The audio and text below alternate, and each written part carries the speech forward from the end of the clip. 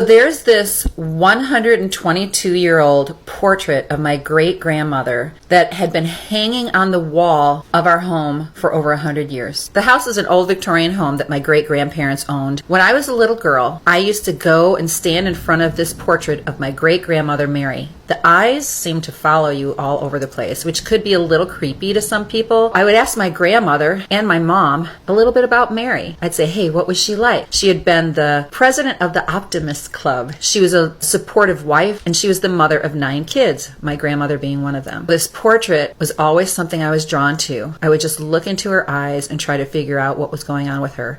So when the house was sold and we lost the house, I ended up with the portrait because everybody knew that I loved it so much. I took it and put it in my house in North Carolina. I put it in another house in North Carolina. And then when I was moving to another house, I gave it to my sister for a few years. A couple of years ago, my mom, great-grandma Mary's granddaughter, passed away. The house had been out of our possession for over 20 years, and all of a sudden it became available again. And I prayed, and eventually we really felt that God was calling us to buy the house. So we bought my great-grandparents' 160-year-old Victorian home, and when I came back into the house, you better believe that I brought Mary's portrait back into the house and to the place where it was sitting for over 100 years.